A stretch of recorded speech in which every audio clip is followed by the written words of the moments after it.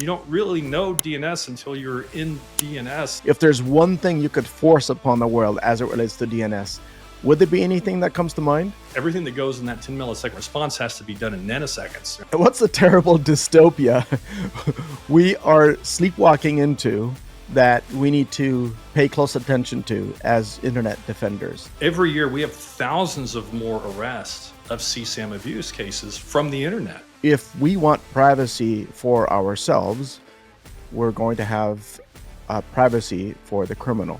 We try to make sure that in our case, every data center can operate autonomously from the core.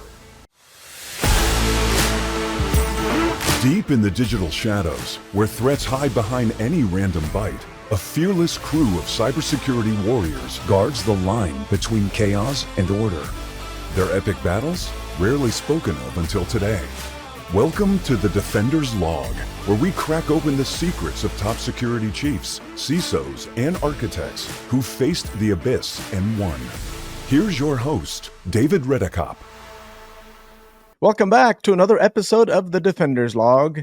And I'm always excited for the days that I get to record one of these because I get to connect with and learn about people in the Defender space. And today, I have someone with us on the show that has real life experience in the area of DNS threat intelligence, standing up a public resolver, making it available to managed service providers. And I'm glad to have you. Thank you for coming on, Tim Adams. No relation to ADAMnetworks, but I love it that we have ADAM and are common in our name. Welcome. Appreciate you having me. And yeah, who knows, there might be something in there. We have to go check and look that up. But no, appreciate you having me. And it's a privilege to be here. I've seen, familiar with the show and seen a couple of the episodes. And so, yeah, it's really cool to be here. So, well, I always like to recount how we met and how we even connected. And I actually just found you online in search of, I wonder who else is doing this Anycast protective DNS thing. And when I saw you and I saw this is, put together by an actual engineer who did a lot of the work and you had some online presence on LinkedIn, we connected. And then what's funny is one day I'm coming back from Montreal and I stopped by in Kingston to meet up with an old friend, Andy. And Andy knows about you. He's already talked to you for a number of years off and on. So anyway, it's really neat when you connect with someone and then someone else knows the same person, right? And so the degrees of separation are actually a lot less than we often think. So I really glad to get to know you better. Awesome. Same. I've seen you. I know you've been involved in a lot of the different initiatives around DNS over the last couple of years, and especially around the zero trust concept, or as you call it, do not talk to strangers, and your collaboration with Tommy and some other things. And so, yeah, and it's cool to kind of watch some of this from outside and then have conversation with you about it in detail. It's pretty neat. Tim, I'm wondering always about how someone got to their initial aha moment when it became clear that you were destined to do something cool for the world in the area of DNS. What would you point to your first aha moment that you had? So for me, this is going back, 2010. So somewhere between, 2010, 2015, I'd been running a wireless network integrator. We kind of a network engineering, been specializing in high density wireless. And nowadays it's a little bit easier. The software does a lot of the magic, but 10 years ago it didn't. And it was a lot more difficult to cram 2,000 people into a small area and provide, really quality wireless. And we were going through a period of time where it was becoming more popular, and we were deploying, wireless, high density wireless into areas that had not had it before. And so in many cases, they didn't have sort of this, enterprise firewall doing filtering. And so they needed, all of a sudden go from having 10 people on the internet to occasionally having 400 or 500 or 800 people on the internet or 1,000 people on the internet. And it was, how do we provide some level of, content filtering and protection for this without buying a $20,000 box? This is what kind of the expense was for that type of a box, 10, 15 years ago. And so we would often recommend for folks to use OpenDNS. It had been a great product. It's easy to use. They were sort of, pioneering a lot of that, cloud-based, filtering resolver that you could configure. and sort of manage the policy. And so we would recommend folks to that all the time. And of course, somewhere in 2015, 2016, Cisco bought OpenDNS. And, Cisco started to do what Cisco does, and things started to change a little bit immediately. And so for smaller use cases, it immediately became more expensive. And we were dealing with a lot of nonprofits, sometimes, churches and, nonprofit centers and church schools that had different, use cases of the way DNS is used is different. So licensing didn't always match, didn't make sense for them. I'd gone to my team and said, hey, why don't we just purchase something? We'll white label it and we'll resell it. And I thought that was a great idea. We'll just resell this resolver and it gets used as an extra revenue. And when I went through the exercise of sort of pricing that out, it was much more expensive than I thought it was going to be to license some of these. Instead of trying to build it from open source, I thought, we could just build it.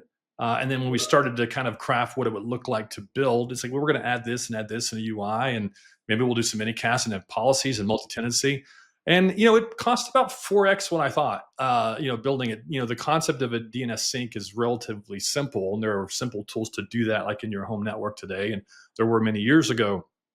But when you have multi-policy and different rules in your policy engine, when you make it multi-tenant and when you add, deeper reporting and visibility and more advanced strategies, it becomes complicated very quickly. And so I was a little naive up front, kind of getting started into this, to be honest with you, both in just everything just costs a lot more and more time, more energy.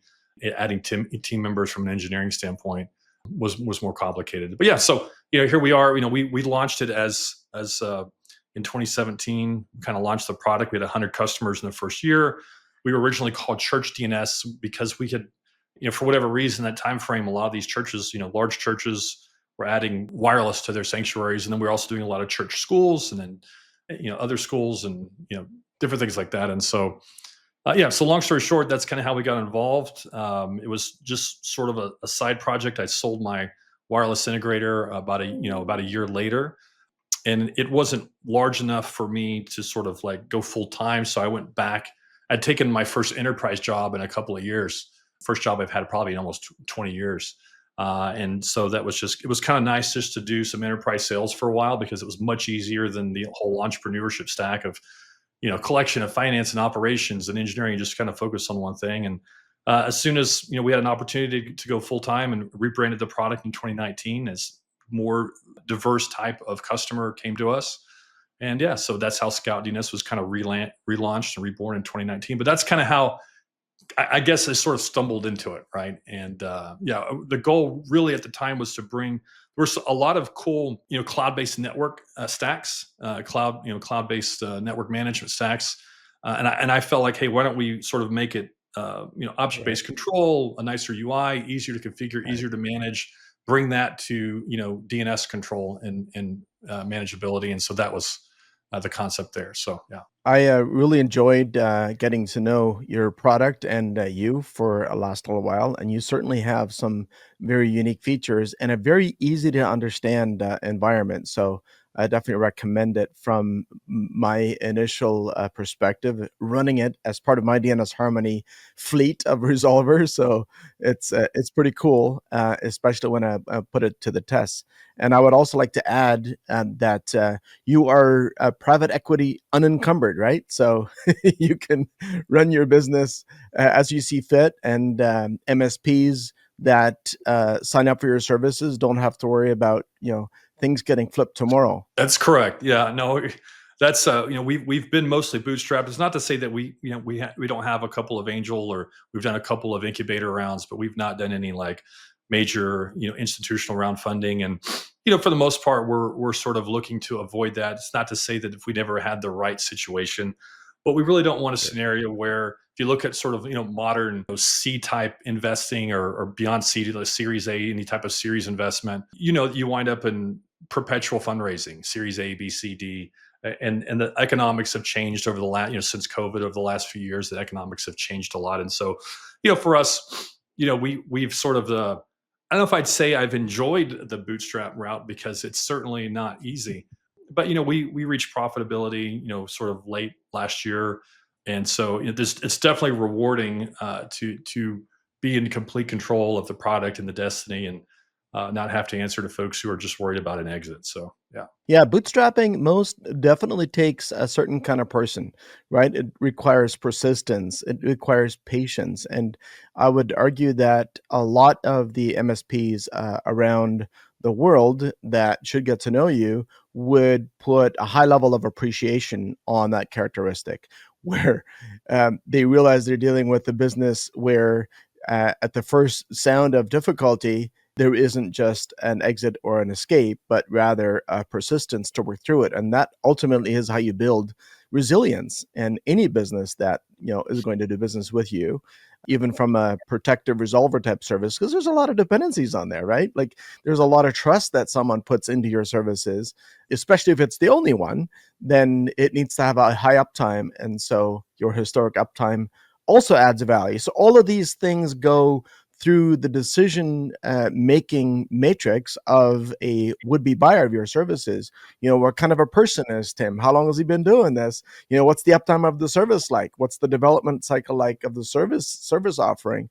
Especially in a space that is not only crowded, but DNS is like the underdog and sometimes gets beaten up for stuff that wasn't really DNS's fault. Like Sure. we had a good discussion about the AWS outage where everybody says it's always DNS. Well, yes and no.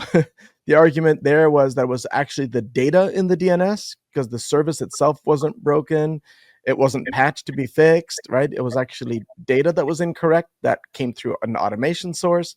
And so by not getting through the nuances of what's going on, then DNS gets the blame, and then that ends up ultimately affecting the industry. So Even beyond that, if you look at the AWS instance, most of the services that were impacted because of their architecture, not just because of right. that one failure, but their dependencies on services that aren't redundant and aren't resilient. And DNS is extremely resilient, and we've had 100% uptime on our Anycast, knocking on everything, since we launched it almost 7 years ago. And that's just the nature of that is the nature of BGP. And if you build things correctly, it doesn't mean that you can't have regional or peering issues and different things like that that can happen. But if you've designed it well, those are very few and far between, and they're easier to recover from. And so, yeah, there's a quick commentary when something like that issue happens with, I think it was the U.S. East and all Right. the dependencies that were kind of built around that. But we try to make sure that in our case, every data center can operate autonomously from the core. We have replication everywhere. If everything fails, things just fall over. So there's really no point where something is. It doesn't mean that like the UI can't break or could Sure. potentially have an issue with logging, even though we have redundant logging clusters and failovers and those kinds of things. It doesn't mean that can't happen, but there's a lot of work, and from a bootstrapping standpoint, the exciting thing about that is that when you don't have, sort of a lot of times when you have millions of dollars, you just throw that at marketing or you throw that at engineering, and you just, you scale up, all these microservices and serverless technologies. And so you're not worried about cost up front. So you're really not less efficient. So for us, we've had to build this way and do so in a very efficient manner, very capital aware. Customers want 100% uptime, but they also don't want to pay a fortune either, right? So Bootstrap has had some advantages there as well in being resilient and being fast and available, but doing it in an efficient way. So Yeah, that makes a lot of sense. And I can concur with the same kind of an experience where even though we've also taken some seed investment, our focus has been from day one to be as efficient as possible. A good example we often use is why use the cloud when on-prem will do?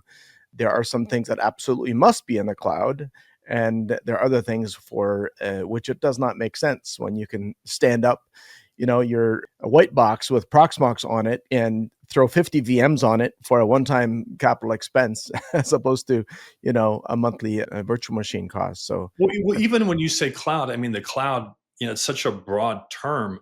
Does that mean, are you talking about, serverless, options where you really have no visibility and control? Again, I'm not trying to use, names specifically, but there are certain platforms that make money on the fact that code is often inefficient, and the more inefficient the process, the more money the infrastructure provider makes because they're essentially charging you for time and resource.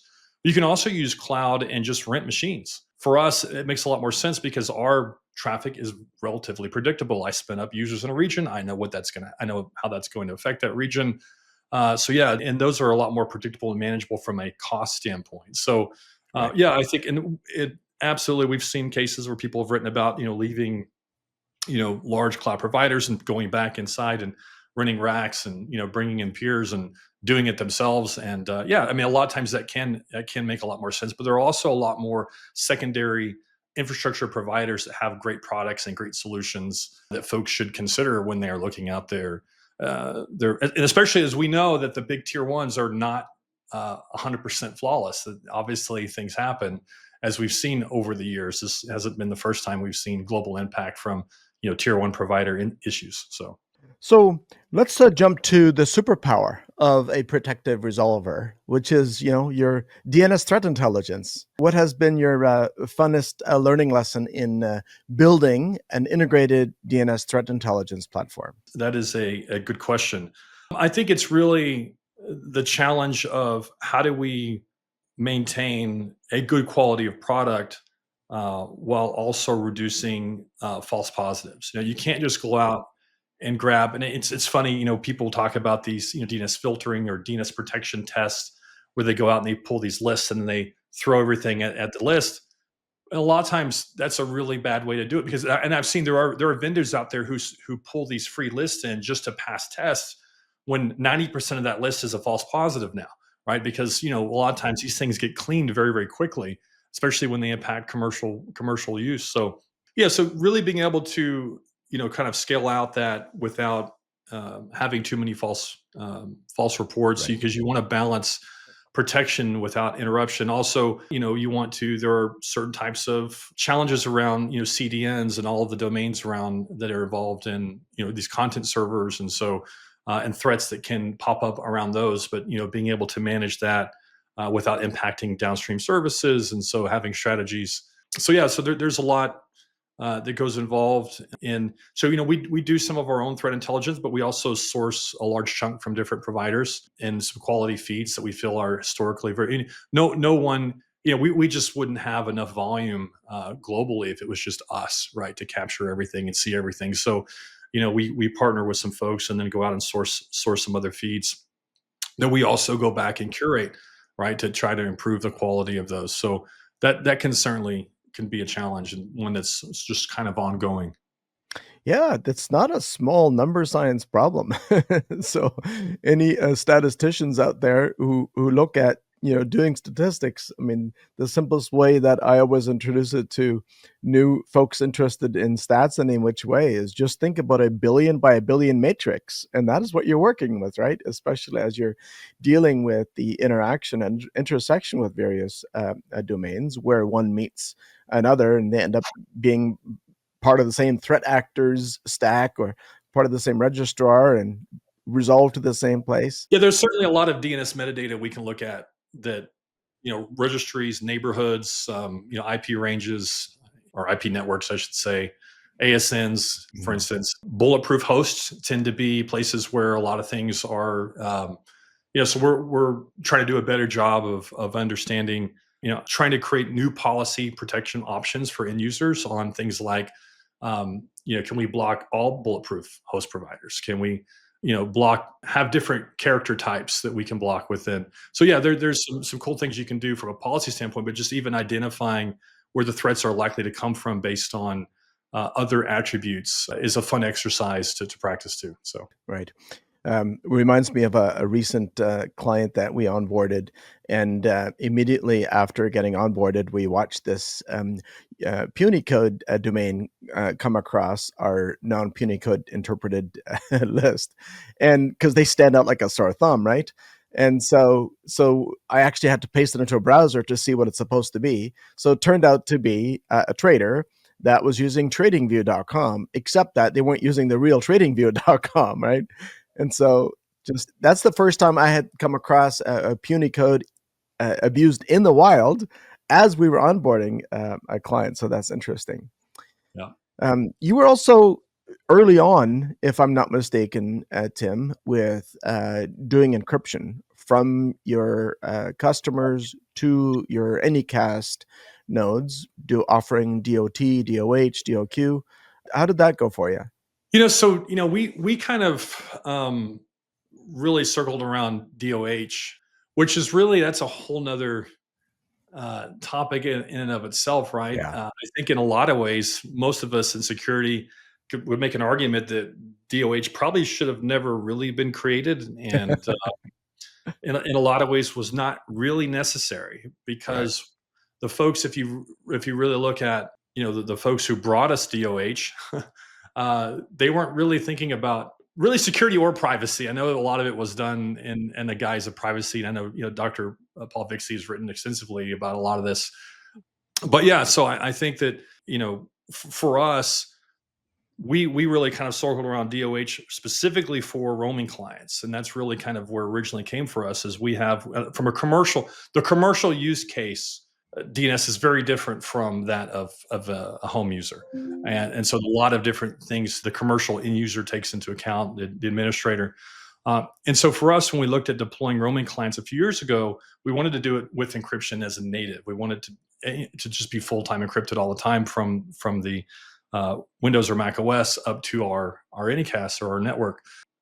And in doing that, we circled around DOH, because the problem with DOT, although it's great from a standstill network provider's point of view, for a roaming client that is roaming around the world into different people's networks where you do not have control over the firewalls and the ports that are available, right?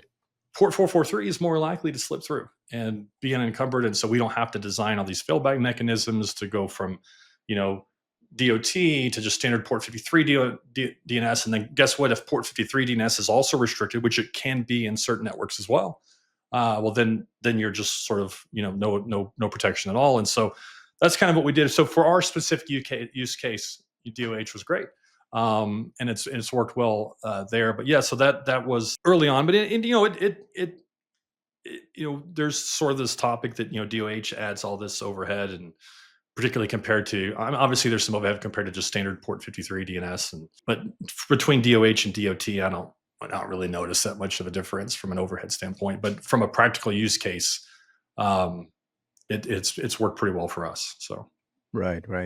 And I also noticed that at the IETF, in the IETF circles, that there's a very strong movement towards DOQ, just to move it over to UDP. So it looks like we've come full circle from going UDP back to UDP, except that the average packet size is like, I don't know, X number at times larger. But we also have the bandwidth and the capacity today to sustain that. And so I think where we'll end up is probably there, or is there something else that you see happening? There's always something else on the edges, right? I think that's probably where the industry will push in the next couple of years. How quickly it gets adopted, I don't know. There are some use cases still where bandwidth can be an issue. In general, I agree with you that that's become less of an issue around the world, and so I think there's a good argument for it. Right. Now, speaking of adoption, and with your background and having lived and breathed this in the DNS world for all this long, if there's one thing you could force upon the world as it relates to DNS, would there be anything that comes to mind? I just don't have authoritarian vibes in me. So when people ask me questions about what would you force everyone, I don't know. That's a really good question. From a protection standpoint, one of the things that I like about what you're doing with Do Not Talk to Strangers and the whole concept of zero trust DNS is moving away from the idea that known threat tracking is good enough. And so I just think people having the right mentality of, yes, we can take these threat feeds and threat intelligence, and we can design sort of like this machine learning real time. I think people have to think beyond the threat feed, and what are the strategies that we can do, and what can we put in place that shrink the attack surface from the unknown, right? Or against the unknown. And so that's what I like a lot about the work that you're doing and things that we're doing around the concepts of our zero trust TLD control, concepts around, how do we unclassified management and quarantine, those kinds of things. Yeah. So I think just some mindset shift around recognizing that threat feeds alone are not good enough because we've seen a huge increase in the use of malicious domains that are used for hours, a day or even hours in some cases, and moved on from. And by the time they've made it to, a lot of people for the last several years, the idea of newly registered domains has been, it's a good concept, but it has a lot of weaknesses because it takes, people don't realize it takes 20, first of all, registry organization management, they don't even necessarily, in some cases, when you look at country codes, they don't even have to provide the information. And so it's sort of like a voluntary matrix of providers that collect. And some people would say, well, Tim, don't you just use who is data to find out if something is, well, what people don't understand, if you want a 10 millisecond response, everything that goes in that 10 millisecond response has to be done in nanoseconds. Right? I have to make all these decisions for data centers. So that data has to be kind of pulled out. It takes 24 hours plus, sometimes 3 days for some of those newly registered domains to hit list. That doesn't protect you against, just FQDNs of existing Apex domains that aren't newly registered. So that completely ignores that concept. So that's something we focused really big on blocking unclassified and how to make that, domains that just haven't been seen before, really, which is really what they are, whether they're the subdomain of a known Apex or a brand new, newly registered domain. So just the concept of, how do we sort of shrink the attack surface, which is what I like about working in B2B or commercial side. It's much more difficult on the residential side because it's kind of, you can't, someone who's a consumer working from home, the expectation is that the internet's available to me. Well, in the corporate world, it's less. You typically are using the same services, the same domains day after, day in and day out. There's less of a need in many use cases to sort of have the entire web available at any given moment. So how do we shrink that? And just, I guess, go back to your original question, just thinking about security outside of the traditional threat feed scope. So. Mm-hmm. Yeah. And the other thing that I noticed is that you offer a resource record control type as well. And we have, in the last little while, experimented with that with great success, where a typical network of user devices that don't house servers or any backend infrastructure, user devices with computers, with smartphones, don't need TXT records or null records or all the private types. They need A and quad A records, and that's it. And so I noticed that you also offer resource record type control. How did you arrive at that conclusion? Was there already threats that were abusing that? Because I thought that was relatively modern, that non-typical records were used abusively. Well, a lot of that was when we look at like DNS exfiltration, right? So traditionally, the tools that do that a lot of times are built around the null record or the text record. Those are the two easiest because the payloads are more flexible, right, for the exfiltrator. And of course now there are tools that will do that with the A records today too. So it's a little bit easier to notice in a lot of cases because the amount of queries are much higher. Yeah. So a lot of that just came in the concept of, and then back to the idea of do we really need this? So beyond moving it beyond exfiltration, there are use cases where you don't need different record types, right? Everyone, like you said, needs A and quad A record types, but outside of that, text records have, and text records, there are legitimate use cases for text records. There are a lot of applications that sort of use DNS in telemetry in certain ways that are not necessarily malicious, but it's not obvious from an end user standpoint either. So it's sort of a gray area. So yeah, generally speaking, you can restrict the record types for a lot of user classes without negative impact. So. Yeah, I found a really interesting research that I did only a few months ago, that across our entire client base, we're talking about 5 domains that legitimately use TXT records for things like license validation and so forth. So it was very difficult to find those even. And so once I saw how small that number is, we said it makes perfect sense to just not enable that, unless you are a server backend and you're doing, your Acme challenge via, DNS TXT records to verify ownership and so forth. But beyond that, it's really not that common. And of course, for MX records or for SPF validation, DKIM and so forth. MX records on your network and you're using, Office 365, that should be a concern. Like Right. something Exactly. right. So I think, having visibility into having visibility, and which is we really try to focus on visibility, and we're doing some really cool things the rest of this year around tracking, NX domains and serve fails and bringing that more, making it easier to sort of visually see the impacts of some of those. But yeah, and we make it easy to see different record types across your network as well. It's one of our insight tabs. And so, yeah, there's certainly use cases where record types can be indicators, right? So people don't think of it that way, but it really can be. So, yeah, absolutely. Okay, here's a tough one. Fast forward 5 years. It's 2030. Oh man, what's a terrible dystopia we are sleepwalking into that we need to pay close attention to as internet defenders? Maybe not just the DNS space, but broadly speaking. Man, that's a good question. And I don't know that there's a global answer for that, because I don't know if it's a debate, but there's a lot of, I guess it is, in a way, there's a debate around security versus privacy, right? So you're seeing a lot of that. Is that kind of what you're referring to in terms of like? I have this concern around the mix or the balance between security and privacy, where that gets offloaded to, where the TLS third-party termination happens, centralization of the internet, all of the things that where the economic interest is in contrast to what we are as people who love freedom for, our generation and generations to follow. That's where I feel like there's tension, but I'm not sure how far any of us can see in the fog.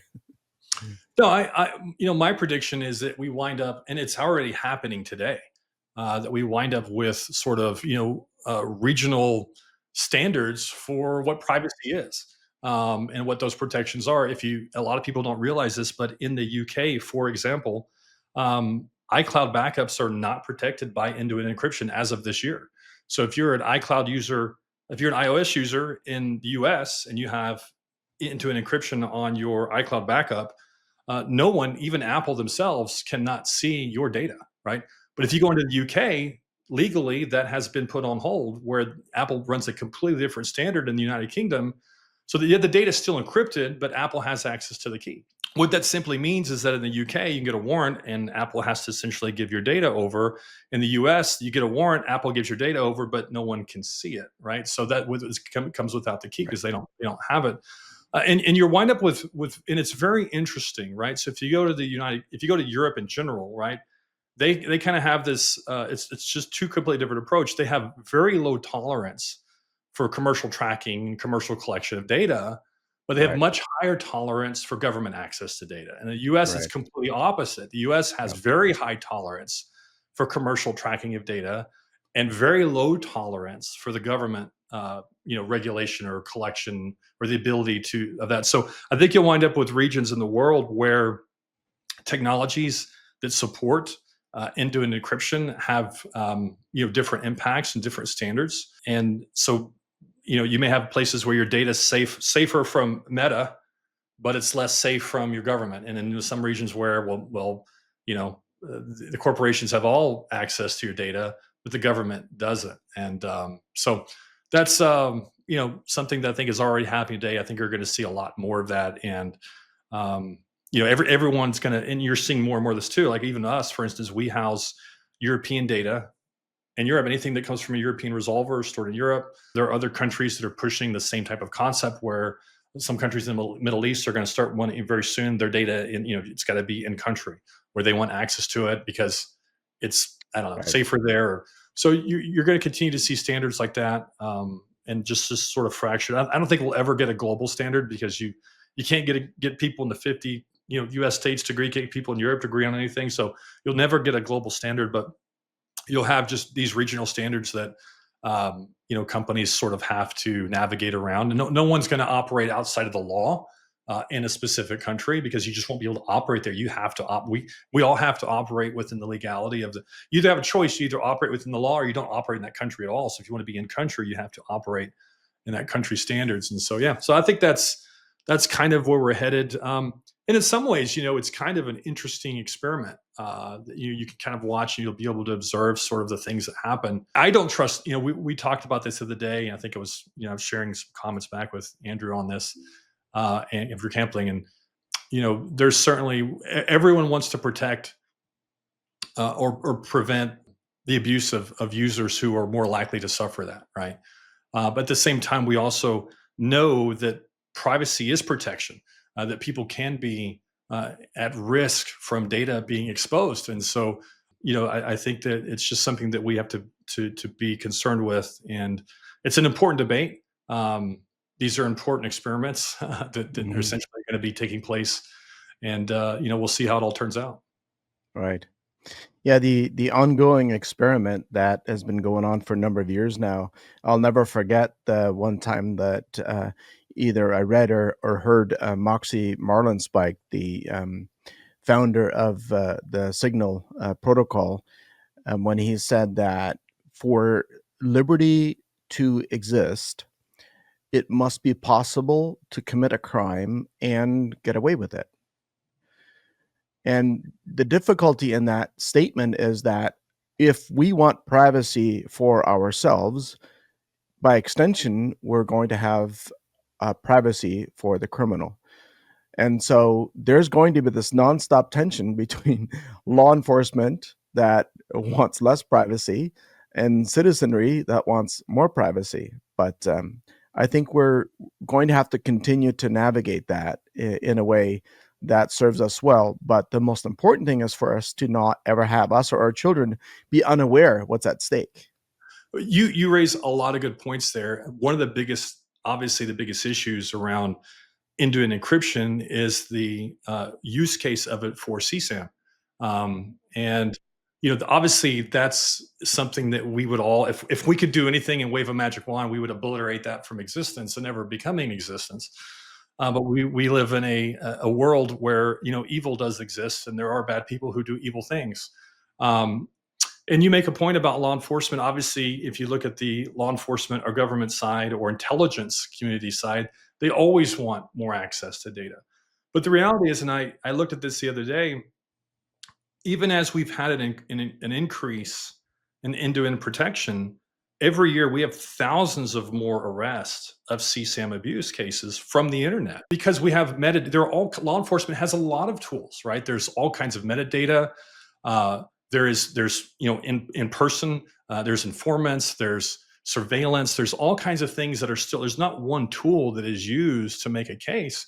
We've seen cases where the intelligence community and law enforcement have run Tor exit notes and gained access to data. They probably still do. I guarantee they still do today. We've seen very controversial cases where law enforcement has taken over CSAM sites and ran them for a month or two and collected. And there's certainly a lot of controversy around that. It's great that we can catch the bad guys, but what is the controversy around leaving that material available for a while? Certainly that's not without controversy. I did have one question for you that I noted here. Founders are never perfect in my experience. Is there any one regret of a feature that you built or a thing that you did one time and you woke up at 3 a.m. like, oh, darn? All the time. Yeah, I tell people all the time, this last year, 2025 was probably the first year I started to actually like my product. And so, there are things, some things just take time. A lot of times we are our biggest critics, right? But there are a lot. In fact, there's a way that we do things today that I would do differently. And we do refactor things all the time. Sometimes they're behind the scene things that didn't really impact the end user. Sometimes there are ways that we do things in the UI that we figure out, hey, this is sounded good in my head and when I wrote it out and had a couple conversations, but when we deployed it in mass and people want to use it another way, and so then you got to go back and make changes, and we'll make some change. We have some scheduled changes for next year on how we do things with allow block list and to make them even more object based and better and easier for end users. And so that's something that we're going to be really really focus on next year. But yeah, no, all the time. I mean, there's all things that we do all the time that we wish we might have done differently. So Yeah. Well, an innovator entrepreneur, it's for an innovator entrepreneur, it is impossible not to make mistakes because that is the very act of learning, right? You don't have fear of trying something out because you see that this could provide value. And rather than analyzing things to the point of paralysis, you're like, let's do it.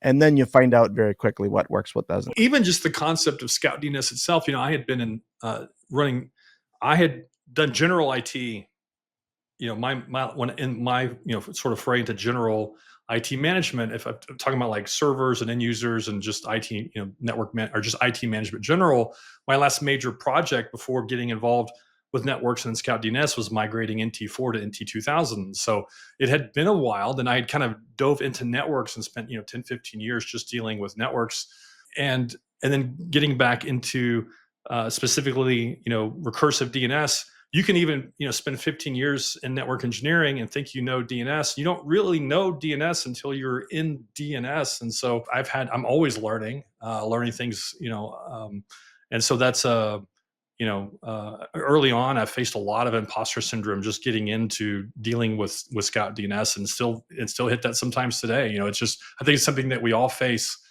because the more you know, the more you don't know. The more you know, you don't know, and so we're always trying to learn. But yeah, no, it's a challenge. Right. Absolutely. Tim, if there was one domain name that you could block in the whole world, what would that be? One domain name that I could block in the whole world, what would that be? Yeah, I don't know if it. I'll go first if you want me to, and I'll give you the reason why. I want to give some backdrop to this first. There was a gentleman that recently asked for my help to get onto Facebook to set up an account, and he needed it for marketplace reasons, and he had never been on Facebook before. Okay, but he'd also lived most of his life with a computer with, let's say without a protective resolver of any kind. And so when he walked through the sign-up process, he was literally jaw dropped to the floor to see all the things that Facebook already knew about him when he'd never had a WhatsApp, never had an Instagram, never had a Facebook account. Okay. Where does that come from? That comes from one FQDN, if I could block it with the whole world, connect.facebook.net. Yeah. Because any website that has the little Facebook icon, Sure. that just by your browser visiting that website, it actually registers with Facebook who you are, and that profiling gets collected. And so without you even signing up for the services, they know who you are. So that's my background on why that would be the one. I was going to say, probably, something involved with tracking and monitoring, only because even when that's done commercial, we know that governments purchase that data too. So they work around, and there's been cases in the U.S. where intelligence agencies have bought. And so we couldn't. We're not going to surveil the end user, but we'll buy from the people who did surveil the end user. And so that certainly does get into a very gray situation. So that makes a lot of sense. Yeah, I honestly don't. I think I have a LinkedIn account. Obviously, I have a couple of social media accounts just to have them, because you have to have a personal account in some cases to have the business account. Right. But I don't have a social media page. I don't spend time on social media. I don't scroll through social media. I don't post pictures of myself on social media. I don't follow my family on social media. I talk to them and see them in person. I just am not a big social media guy, and I think the world would be better off without it. But it is what it is. So. Tim, there's not enough people that think that way today, and I think that's part of the issue. I'm in 100% agreement with you, and I'm finally at the stage where a few of our sons are also late teenagers that are now of the same mind. The fact that they're teenagers and recognizing it and writing about it and sharing it with their peers, to me, is just like, wow. But it's so sad that it took this long for this much time to be wasted for no return for them. Like, it was not an investment of time that gave them a reward of any kind. It was literally monetization of short-term dopamine creation. Sure. That's what the system is about. So this is not a social media, anti-social media show, Sure. but I'm telling you, I'm so excited, Tim, when I find out that other people recognize the danger of what has been created and that we need to push back. Yeah, and you're not going to eliminate these things, and I'm not even a fan of necessarily, like, regulation to ban these things, but I am a big fan, and this goes back even to talking about cybersecurity in general and things we can do, privacy versus security, and what are the things and tools that we can equip parents and companies and CEOs and IT managers on just best practices on how to be safe on whatever it is that you're doing, whether you are, Yep. browsing the web, whether you're using social media. How can we educate stakeholders, and then when you have kids, parents obviously are key stakeholders. How can we educate them on the things that happen when you do use it? So if you're going to use it, understand how it affects you, and what can you do to lessen those effects, right? So those are very, very important things, and that goes again back to the security versus privacy. If we're going to have these things, how do we lessen their effect? How do we educate people? It goes into scamming, epidemic of elderly folks who have been impacted and scammed, and even outside of that, small businesses, nonprofits. We do a lot of work with nonprofits. I can give you all kinds of stories of nonprofits falling for abuse and just being scammed and losing tens of thousands of donor dollars. And so awareness. At the end of the day, all of the tech is great. We always, I think, anybody responsible points back and says people are the strength and the weakness of anything in the chain, and so we must constantly be finding ways to improve that portion of it. Yes, 100% agreed. 100% agreed. Tim, one last question. I meet someone tomorrow that's a managed service provider, and you have a 30-second opportunity to tell them why they should consider replacing or adding Scout DNS as a protective resolver. What do you say? Yeah, when we talk to MSPs, there are usually kind of three things that we hear from our customers. Obviously, the first is a product. We've built a really good product. We have great reviews. If you look us up on Reddit, on G2, on Channel Program, people generally say nothing but nice things about Scout DNS, because we are a product first company. We have very small marketing presence. We built our business on word of mouth recommendations. And so the only way you do that is by building a great product. I'm not going to go and raise a Series A for $10 million to go to $200,000 trade shows, but I can build a great product and get people to talk about it after they use it. And so we really do focus on product. And the second big thing really is our billing model. One of the things that MSPs hate the most is contracts, being locked into a contract. And we hate contracts. We know MSPs hate contracts. We are a month-to-month service. We earn our the business of our MSPs. We earn them by, that's a trust thing, right? We earn that by saying we believe in the product. We believe in our service. We believe we will retain you just by merit alone, right? We're not going to hold on to somebody via contract. In fact, we do have some commercial contracts for commercial users, but I've had people who, we didn't mean to renew. It's a month later. That's okay. We refund you. We let you. We're not a business that's trying to trap people into contracts, and especially for MSPs, it is month to month. There is no contract, and so that has been, it's usage based billing. You pay only for what you use. If you look at MSPs, billing reconciliation can be a nightmare for some products. With us, yes. We tell you, we show you exactly what you use. You pay for only what you use on a given month. Clients haven't checked in, you don't pay for those, right? So if you get a reduction in an end user, you don't even have to tell us. We recognize it. You get a reduction because of your use. So that's a big thing. And then finally, last but not least, the thing that we can control the most is service. Being prompt on customer service, being prompt, whether you want a QBR or you want a biannual. Some people like to do it twice a year. Some people want to do it 4 times a year. We're very big on our quarterly reviews. We really do want to hear from our MSPs. Since I still run product, I make virtually all those calls. I mean, I probably sat in on 1,000 customer plus calls, 1,500 customer calls last year. A large percentage of those with MSPs about what can we do with our product to make it better. And I want to hear directly from those MSPs. And my pledge is to stay involved with that as our company grows. And so, the product, our usage-based billing and month-to-month, and then the service that we provide. I think those are the reasons why folks tend to. And I can give you technical reasons. We have a disable in our agent that MSPs love. We have auto fail open. Our relay is the most capable relay, I think, on the market. I When you love look it. at the I solutions, love it. things that it does. Our insight tabs, I think we provide some of the best insights and the way to work through Yep. those. Our integration with Intra and AD don't require syncing tools. There's a lot of technical reasons, and I'm more than happy to show those on demo call. But just from kind of the 50,000 foot level, the product, the service, and then our billing model, I think, is what MSPs really love about Scout DNS. Yeah, and I can vouch for it firsthand. A month ago, not knowing anything about you, to now having tried it out and having chatted with you, and now having interviewed you. So this is fantastic. Thank you, Tim, and team that's behind you, working with you. Absolutely. Keep on doing good work, and we'll. I look forward to seeing what we can do together, because I think there's some pretty exciting synergies outside of the fact that ADAM is in your name and in ours. So, Sure. Tim Adams, Scout DNS. We'll see you again. Thanks, David. Thanks for this opportunity. Yeah, look forward to continuing our relationship. So it sounds great. Absolutely. Bye for now. Take care. The Defender's Log requires more than a conversation. It takes action, research, and collective wisdom.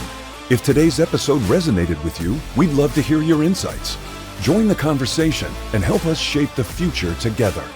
We'll be back with more stories, strategies, and real-world solutions that are making a difference for everyone. In the meantime, be sure to subscribe, rate, write a review, and share it with someone you think would benefit from it too. Thanks for listening, and we'll see you on the next episode.